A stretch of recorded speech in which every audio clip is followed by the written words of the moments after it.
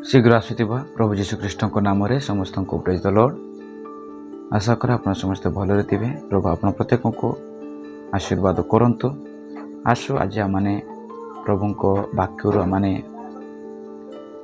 पदे विषय आम शिखा। प्रभु को वाक्य तो अगाध समुद्र टू आहरी महान अटे, बड़ अटे। से समुद्र रूप वाक्य माने अल्प समय चिंता करवा। आज विषय चिंता करिवार विषय आपण मानकु कही पवित्र जीवन किपरि काटिबा, पवित्र जीवन केमिति काटिबा। पवित्र जीवन काटिबा कोन संभव कि? पवित्र जीवन काटिबा कोन संभव कि? बाइबल कौन कहे? आसंता माने वाक्यर माने शिखा और वाक्यर माने चिंता करवा। वाक्यर ही से प्रश्न उत्तर आम पाई परिबा।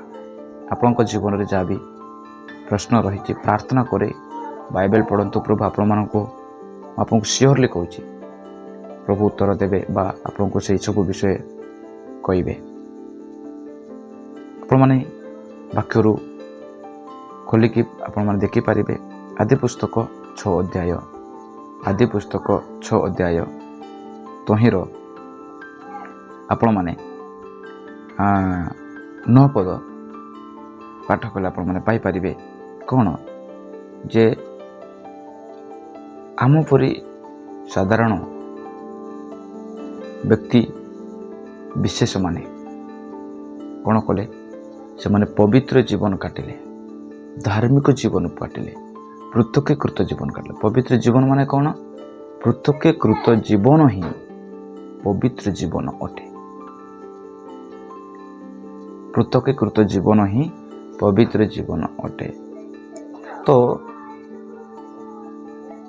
पापरे लिप्त समाज मध्यरे, देश मध्यरे, सहर मध्यरे, लोक मानक मध्यरे से माने किपरि पवित्र जीवन काटिले, केमिति पवित्र जीवन जापन से माने कले और प्रभु को किपरि से माने खुशी कराई पारिले। आपण माने पाठ करंतु बा आपण माने निजे भी देखि पारिबे। से विषय लेखा जाए आदि पुस्तक 6:9 पद। नहंकर वंशावली नह आपणा वर्तमान समयर लोकमानक मध्यरे धार्मिक नंबर 1, साधु लोक थिले नंबर 3, परमेश्वर को सहित गमनागमन करुथिले। से समय पृथ्वी कौन थिला? आपण माने 11 पद 12 पद रे लिखा जाए। से समय पृथ्वी परमेश्वर को साक्षात भ्रष्ट थिला और पृथ्वी दौरात्म्य परिपूर्ण थिला। पुणी परमेश्वर पृथ्वी रे दृष्टिपात करी देखिले जे ता भ्रष्ट होइछि, जेहेतु पृथ्वीस्थ समस्त प्राणी भ्रष्टाचारी होई अछंती। देखंतु पृथ्वी पूरा खराब हो जाइछि। जेमिति कि जेते बड़े धुआं हुए गोटे जगार जेमिति माने किछि भी दिसबो नाही, सेही परि पाप एते बढ़िला जे परमेश्वर आ पृथ्वी को दया करबा परि परिस्थिति नथिला। जगत को आउरी भविष्य को नेबार परिस्थिति प्रभु को निकट नथिला। सेतिपाई तो परमेश्वर जगत को विनाश कले।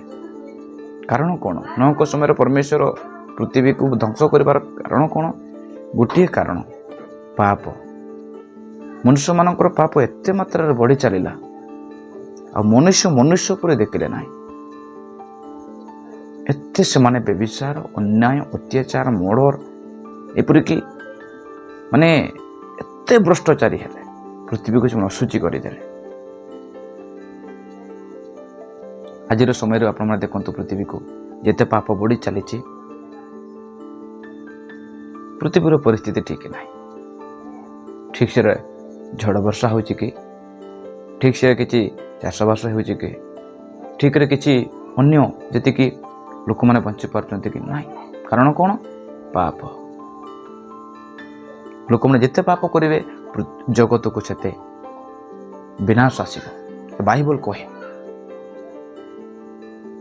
कहे जो विषय परमेश्वर ग्रहण करते, जो विषय परमेश्वर पसंद करते, से विषय जो लोक मैंने पृथ्वीर समस्त लोक मैंने करेंगे, प्रभुंर क्रोध से प्रज्वलित हो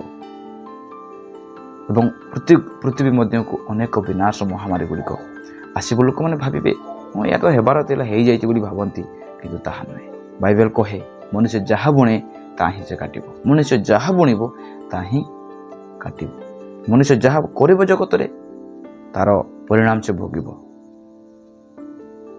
प्रिय प्रभु को लोक मैंने आज आपण मानक मु कहवाई चाहे आम भ्रष्टाचार जगत रे समाज रे आम रोचु, लोक मान मध्य आम रोचु, चारिआडे अन्याय अत्याचार आम से मध्य आम पवित्र जीवन कौन काटी पारिबा? हाँ आम काटी पारिबा। देखंतु नोहंक समय रे यदि आपण चिंता करेंगे, नोहंक समय कौन धर्मशास्त्र नाला, नोहंक समय कौन प्रभु को दास नथिले, नोहंक समय कौन भविष्य वक्त आसिक कही नथिले। नोह किछि माने कौन प्रभु को दास नथिले भी, कौन शास्त्र नथिले भी, नोहंक समय रे विवेकर समय बा जुग थिला।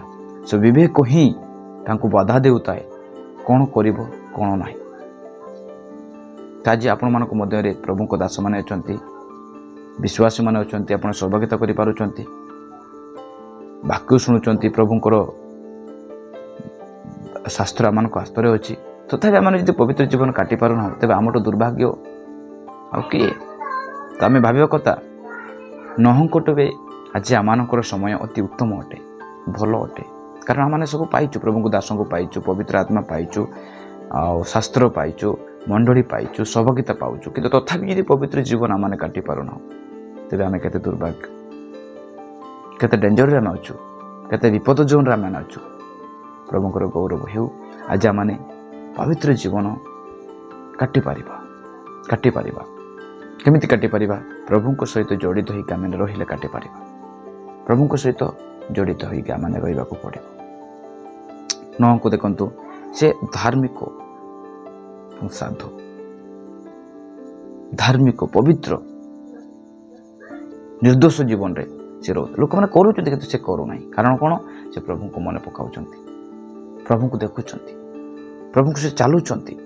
प्रभु सहित चलवा अर्थ कौन? प्रभु जहाँ भावुचंती न जानी पारुचंती, प्रभु जहाँ चाहूचंती न जानुचंती, तो से अनुसार जीवन को से काटुले।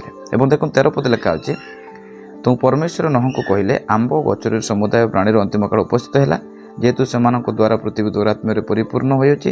पुणी देख आम पृथ्वी सहित से कौन करवा? विनाश करवा। तापर लेखा होची, आपण माने देखिबे 7:1 पदर लेखा होची, अनंतर सदाप्रभु नोह को कहले, तुम्बे सपरिवार रे जहाज रे प्रवेश कर, कारण यही कालर लोक मानक मध्य आमे आपणा साक्षात तुमको धार्मिक देखिछु। समस्ते मंद काम, व्यभिचारी काम, चोर काम, डकायत काम, एपरि बहुत मंद करुचंती, किंतु जणे मात्र व्यक्ति जी नोह थिले प्रभु को दृष्टि रे केमिति थिले? धार्मिक थिले, पवित्र थिले, निर्दोष थिले, साधु भाव जीवन बिताउथिले। आज आपण किपरि बिताउछन्ती आपनक समाज रे? किपरि आपण आज चालुछन्ती पवित्र जीवन रे? आपण कह पवित्र जीवन केमिति काटिबो? पवित्र जीवन केमिति काटिबो? पवित्र जीवन काटिबार उपाय कौन? यदि आम कहवा पवित्र जीवन काटिबा केमिति ना, पवित्र आत्मा को सहायता मैंने पवित्र आत्मा को प्रार्थना करिवार अछि, से आम को कढ़ाई एवं वाक्य अनुसार आम जीवन काटिबार अछि। वाक्य कौन कौच कर, कौन कर कौच आम से अनुसार करने को पड़े। समस्त प्रकार मंद तारू आम दूरे रहा पड़ो। मंद सांगसाथी मान गहड़ी मधुर आम को बाहर पड़ो एवं आमने प्रार्थना रे उपवास रे रहिबा को पड़ो। जन व्यक्ति केमिति परिष्कार पवित्र हेबो? पवित्र हेबा पई पवित्र आमान को वाक्य करे, पवित्र आमान को यीशु को रक्त करे आमान को पवित्र, यीशु को नाम आमान को करे पवित्र। कौन यीशु को रक्त आज उपलब्ध कि? हाँ आज उपलब्ध। ଆଜି ପ୍ରଭୁଙ୍କ ରକ୍ତ ଅଛି ସ୍ୱର୍ଗୀୟ ବେଦୀରେ ପ୍ରଭୁ ଯୀଶୁଙ୍କ ରକ୍ତ ଅଛି। ଯଦି ଆମେ ବିଶ୍ୱାସରେ ମାଗିବା ଏବଂ ବିଶ୍ୱାସରେ ସେ ରକ୍ତରେ ଆମେ ନିଜକୁ ପରିଷ୍କାର କରିବା, ଆମେ ପରିଷ୍କୃତ ହେଇପାରିବା, ଆମେ ପବିତ୍ର ହେଇପାରିବା। ପ୍ରେଜ୍ ଦ ଲର୍ଡ। ପ୍ରଭୁଙ୍କର ଗୌରବ ହେଉ। ମୋର ପ୍ରିୟମାନେ, ଆପଣମାନେ ବାକ୍ୟ ନିୟମିତ ପଢ଼ନ୍ତୁ, ବାକ୍ୟ ଶୁଣନ୍ତୁ, ପ୍ରଭୁଙ୍କ ଦାସମାନଙ୍କ ସହିତ ଆପଣ ସହଭାଗିତା ରଖନ୍ତୁ।